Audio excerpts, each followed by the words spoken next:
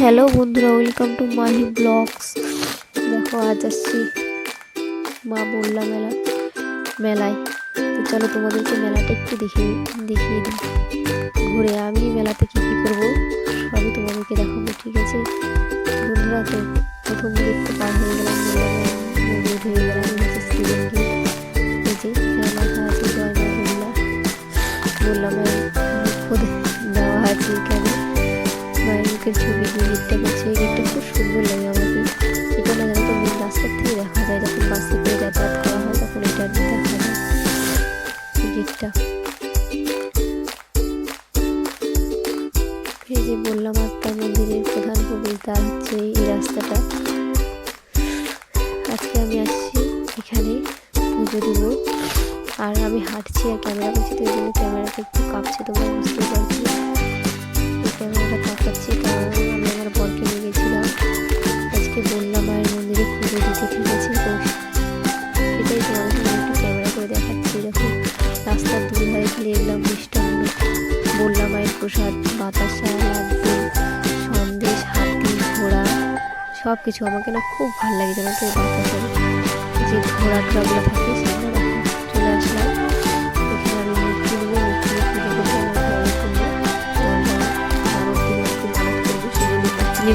আমার অনেক জায়গা ডাক্তার দেখিয়েছি, তো সেখানে হয় না। ঠিক আমরা দেখে আজকে আসছি মায়ের পায়ে, দেখি মা ফিরিয়ে দেয় না কি করে। মায়ের তো অনেক মহিমা, দেখা যাক। দেখো ওইখান থেকে একটা ঠাকুর পছন্দ করে নিয়ে এখন যাব পুজো দিতে। ঠাকুরগুলো কেমন বন্ধুরা অবশ্যই জানিয়ে কিন্তু। আর আমি যে ঠাকুরটা নিয়েছি সেই ঠাকুরটা কেমন লাগছে সেটাও তোমরা জানাবে, ঠিক আছে। এই যে আমার ঠাকুরটা নেওয়া হয়ে গেছে, এখন যাচ্ছি এটা পুজো দিব। এখন ঠাকুরটা এখানে নিয়ে যেয়ে মানে আমি এখন নিজের হাতে পুজো দিয়ে ওখানে রাখিয়ে দেবো। তারপরে রাত্রে যখন পুরোহিত আবার পুজো করবেন বড় মায়ের, তখন সব সব মূর্তিগুলোই পুজো হবে। এই যে এটা মাঝখানে ঠাকুরটা হচ্ছে আমার, এই যে এই ঠাকুরটা হচ্ছে আমার।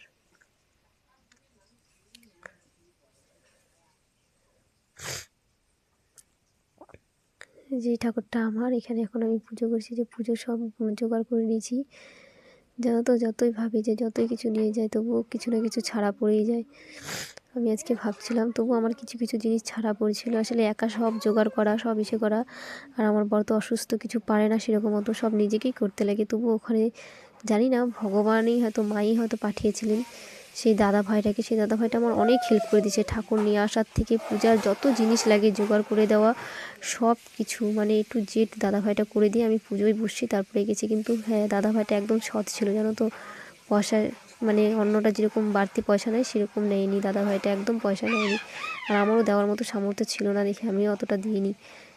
50 টাকা এমনি দাদার হাতে ধরিয়ে দিচ্ছি, ওটাই দাদা খুশি হয়েছে। দেখো ওখানে পুজো দিয়ে এবার ভান্ডারা নিতাম মায়ের, মিষ্টান্ন ভান্ডারা নিয়ে মায়ের মন্দিরে চলে আসলাম। এই যে এখানে ভান্ডারা দিয়ে এই পুরোহিতের হাতে ভান্ডারা দিয়ে এই যে মায়ের দর্শন করে, যা ভিড় যে বলা চলে না, দর্শন করে বাড়ি চলে আসলাম। এই যে আচ্ছা এখানে বাড়ি যাব।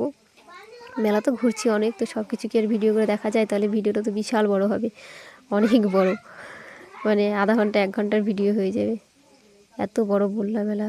ওখানে একটু আচার কিনলাম আমরা বাড়ির জন্য। আর আমি তো উপবাস, কারণ উপবাস থেকে আমি মূর্তি পূজা দিচ্ছি, তো উপবাস থাকবো। এই যে আমার বর, আমার শাশুড়ি, আমার মেয়েকে নিয়ে খাওয়ালাম, আর আমি খালি 1 গ্লাস আখের রস খেয়ে এখন বাড়ির পথে হাঁটা দেবো। ওখানে সবাই খাওয়া দাওয়া করে এখন বাড়ির পথে হাঁটা দেবো। 1 গ্লাস আখের রস খেয়ে নিলাম, আর বাস আমি কিছু খাবো না। এই দেখো মেহেন্দি, এই মেহেন্দি আগে যখন মেলা বা ছোটো ছিলাম মেলা বাজারে দেখতাম তখন খুব জেদ, এখন তো এটা দেখাই যায় না। আজকে দেখলাম তো আমাকে অতটা ভালো লাগে না মেহেন্দি, সত্যি কথা বলতে কি জানো তো, মানুষের মন ভালো থাকলে সব ভালো লাগে। আমার এখন দিন এমন একটা সিচুয়েশনে এসে আমি দাঁড়িয়েছি যে মনে সে শখ আনন্দ বলতে সেই জিনিসটা আর খুঁজে পাই না। আমার খুব ইচ্ছা করলো মেয়ের হাতে পড়ানোর জন্য, মেয়েকে বললাম তো ওও পড়ার জন্য রাজি হয়ে গেলো। তো আমি এখানে মেয়েকে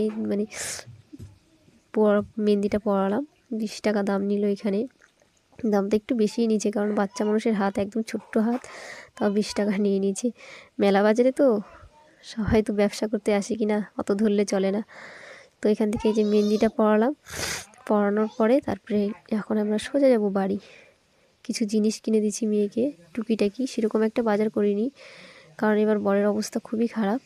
সেই জন্য টুকিটাকি কিছু জিনিস কিনে তারপরে এই যে গাছের এখানে এসে একটা গাছ কিনে, আমার একটা খুব সুন্দর গাছ নেওয়ার ইচ্ছা ছিল, গাছ কিনে বাড়ি